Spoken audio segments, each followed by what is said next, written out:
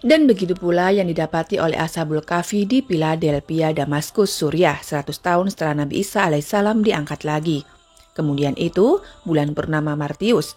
Nah, bulan kedua itu terkait dengan ritual penyambutan musim semi, karena di 3 bulan sebelumnya, Januari, Februari, Maret itu mereka mengalami musim dingin. Maka di bulan berikutnya itu dalam keadaan musim semi, mereka sambut dengan sukacita. Maka diadakan ritual penyambutan musim semi. Ritual itu dinamakan Aprili. Jadilah ritual itu di waktu-waktu di mana ritual itu dilakukan dinamakan bulan Aprilius. Orang-orang Romawi selalu menggunakan ius dalam menamai sesuatu. Makanya kaisar-kaisar dan nama-nama Romawi itu ada kata ius. Maximilianus, Adrianus, Heraklius. Penanggalan tahun Masehi pertama kali. Tahukah kita siapa yang membuat penanggalan tahun Masehi pertama kali? Tahukah kita kalau yang membuat tanggal ini bukan seorang muslim? Bahkan dia berkeyakinan kuat dengan keyakinan pagan Dionysius Exiguus dari Romawi. Dia seorang biarawan Katolik tahun 527 Masehi. Dialah yang membuat tanggal Masehi. Penanggalan Masehi dinamakan Anno Domini. Bahasa kitanya adalah tahun Tuhan kita, kata mereka. Tuhan mereka adalah Yesus. Berarti tahun Masehi adalah tahun Yesus Kristus. Lalu ini dipakai oleh umat Islam. Boleh atau tidak? Penanggalan Masehi adalah hari yang dipakai secara internasional dan oleh kalangan gerejawan dinamakan Anno Domini, disingkat AD. Anno Domini diambil dari bahasa Latin yang artinya tahun Tuhan kita. Orang-orang Latin mereka menyembah Yesus. Ketika mereka menyebutkan tahun Tuhan kita berarti tahun Yesus Kristus, atau juga disebut Common Era, CA yang artinya era umum. Terhitung sejak lahirnya Isa bin Maryam atau mereka sebut Yesus. Nah, maka petinggi gereja Katolik memerintahkan di Vatikan, memerintahkan kepada seorang biarawan terkemuka yang bernama Dionysius Exiguus pada tahun 527 Masehi untuk membuat penanggalan Masehi. Dengan titik tolaknya adalah kelahiran Yesus Kristus. Lahirnya Yesus disebut apa? Natal. Penanggalan tahun Masehi yang disebut oleh Dionysius Exiguus itu hanya 10 bulan. Pada awal mulanya, bulan yang pertama bukan Januari. Bulan yang pertama adalah bulan Martius, dikaitkan dengan dewa Mars. Kita tahu bahwa bangsa Romawi ini adalah kaum pagan penyembah banyak dewa. Dan dewa-dewa yang mereka sembah, mereka yakini, mereka imani, dibentuk dan dibuat patungnya. Maka bertengger di kekaisaran Romawi, patung-patung dewa-dewa Jupiter, Apollo, dan begitu pula yang didapati oleh Ashabul Kahfi di Philadelphia, Damaskus, Suriah. 100 tahun setelah Nabi Isa alaihissalam diangkat ke langit. Nah, kemudian itu bulan pertama Martius. Bulan kedua itu terkait dengan ritual penyambutan musim semi. Karena di 3 bulan sebelumnya, Januari, Februari, Maret itu mereka mengalami musim dingin. Maka di bulan berikutnya itu dalam keadaan musim semi, mereka sambut dengan sukacita. Maka diadakan ritual penyambutan musim semi. Ritual itu dinamakan Aprili. Jadilah ritual itu di waktu-waktu di mana ritual itu dilakukan dinamakan bulan Aprilius. Orang-orang Romawi selalu menggunakan ius dalam menamai sesuatu. Makanya kaisar-kaisar dan nama-nama Romawi itu ada iusnya. Maximilianus, Adrianus, Heraklius, baik ada bulan Meius dikaitkan dengan Dewa Maya. Konon kalau tidak salah, Dewa Maya ini Dewa Senandung. Kemudian ada Junius dikaitkan dengan Dewa Juno. Nah, selebihnya ini disebutkan Quintilis ke-5, Sextilis ke-6, September ke-7, Oktober ke-8, November ke-9, Desember ke-10. Ketika dihitung dan digunakan, ternyata ada selisih ada sisa kosong 60 hari untuk sampai ke bulan Martius lagi. Berarti kurang 2 bulan. 60 hari itu dibagi 2, maka 30 hari pertama diberi nama Januarius, dikaitkan dengan Dewa Janus. Dewa yang bermuka 2, satu wajah menghadap ke depan menatap masa yang akan datang, satu lagi menghadap ke belakang menatap masa yang lalu. Maka wajar kalau bulan Januari menjadi bulan pertama karena dikaitkan dengan dewa yang bermuka 2 Janus. Nah, bulan berikutnya biasanya sebelum bulan Martius ada ritual ruatan kampung dan ini biasa dikaitkan dengan Dewa Febria atau Dewi Febria. Dewi kasih sayang, cinta kasih. Makanya di bulan Februari ini ada hari Valentine, hari kasih sayang. Terkait dengan Dewa Febria, maka bulan itu dinamakan bulan Februarius. Maka genaplah bulan mereka menjadi 12. Maka bergeser bulan Quintilis yang tadinya ke-5 menjadi ke-7.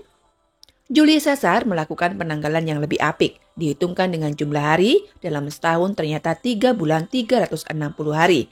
Dalam setahun itu, jumlah hari ada 365. 25 hari dalam satu tahun ada 0,25 kali 24 jam.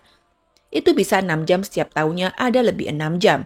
Nah, kalau berarti dalam 4 tahun itu ada lebih sehari, berarti 365, tapi 366.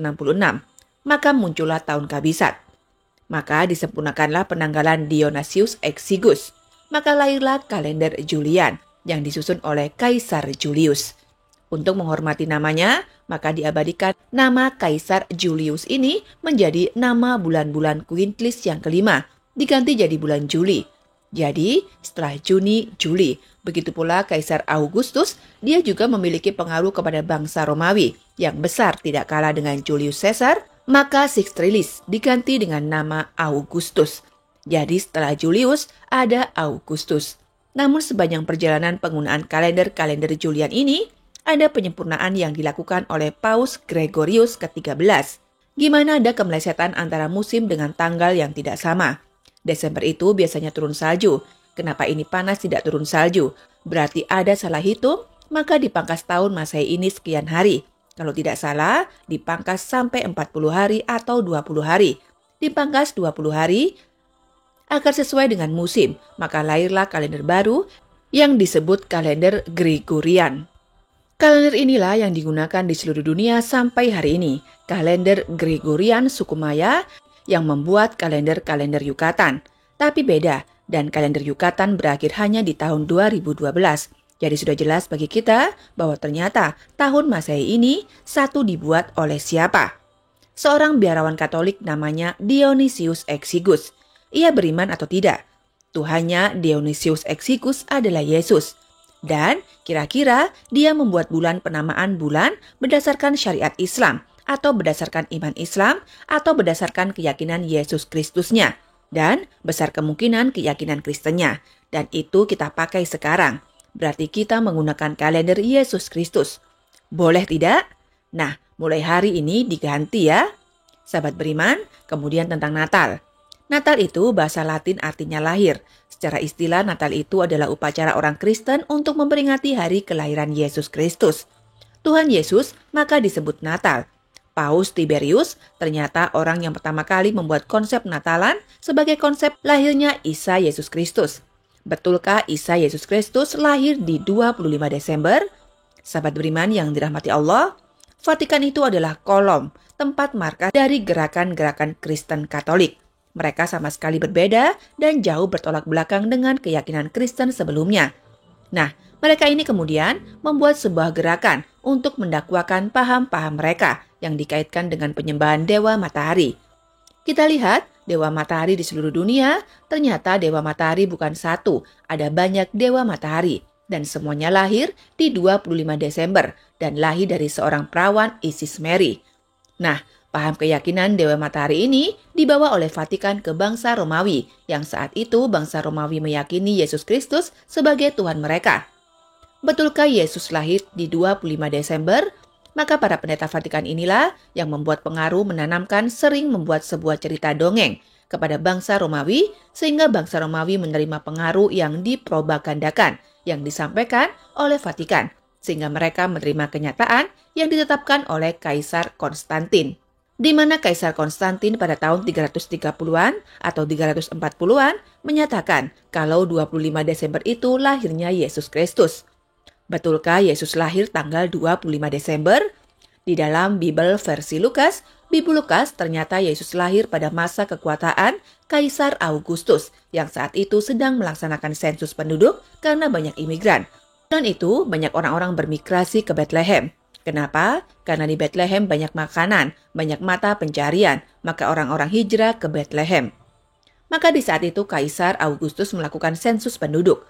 Nah, ada Yusuf dan Maria yang sedang hamil tua datang ke Bethlehem. Ia melihat mencari-cari hotel dan mes untuk tempat tinggal. Ternyata tidak ditemukan, sementara Maria sudah tidak kuat ingin melahirkan. Maka ada seorang pemilik lumbung padi menerima Maria dan Yusuf, menawarkan itu ada lumbung padi. Ada kandang sapi dan lumbung padi. Mungkin di situ bisa digunakan untuk melahirkan atau persalinan Maria. Biar saya bersihkan dulu. Maka, betulkan Yesus lahir di lumbung padi? Cerita mereka. Di mana pada saat itu di malam lahirnya Yesus, para penggembala kambing menggembalakan kambingnya di padang-padang rumput, karena padang rumput tumbuh rumput subur. Nah, baik, bulan Desember biasanya tumbuh turun salju. Mungkin tidak di bulan Desember padang rumput menumbuhkan rumput yang bagus, sehingga para penggembala kambing menggembalakan rumput di bulan Desember. Padahal di bulan Desember, Romawi itu, Palestina itu Syam, biasanya turun hujan salju. Mungkinkah mengembalakan kambing di musim salju? Ini kontradiktif antara konsep Natal 25 Desember dengan The Bible sendiri, dengan Bible Lukas. Begitu juga dengan Bible Matius, pasal 2 ayat 10 dan 11. Pasal 2 ayat 1, 10 dan 11. Sesudah Yesus dilahirkan di Bethlehem, di tanah Yudea, pada zaman Herodes yang agung, datanglah orang-orang Majusi dari timur ke Yerusalem. Mereka melihat bintang berapi, komet hijau bergerak. Wah, ini Yesus telah lahir, bayi itu sudah lahir. Dicari-cari, ketika didapati di rumah yang dimana Yesus tinggal, ternyata Yesus sudah dilahirkan Maria, sudah menggendong Yesus. Pada saat itu, para pendeta Majusi dari timur Yerusalem ini melihat bintang di langit, berarti langit dalam keadaan cerah. Cerahkah langit di musim salju? Tentu tidak. Mungkinkah bintang terlihat di musim salju? Berarti konsep Natal 25 Desember bertentangan dengan kitab suci orang Kristen sendiri. Jadi sahabat beriman, penjelasan ini semua tidak sesuai. Lalu dari mana doktrin ini? Doktrin ini lahir dari para pendeta Sanhedrin. Mereka, pendeta Yahudi, yang memalsukan Taurat menjadi Talmud. Dan mereka dibantah dan diperangi oleh Nabi Isa alaihissalam, sehingga Nabi Isa terancam nyawanya. Maka Nabi Isa menyelamatkan diri dengan mengembara ke seluruh dunia.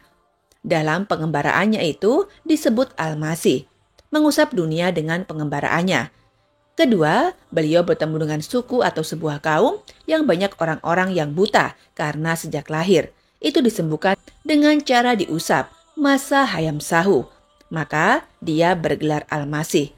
Kenapa Allah memberi gelar Al-Masih pada Isa? Karena Allah memberikan mujizat penyembuhan untuk dakwah kepada manusia dengan cara mengusap. Wallahu a'lam bishawab. Semoga video ini bermanfaat. Wabillahi taufik wal hidayah. Wassalamualaikum warahmatullahi wabarakatuh.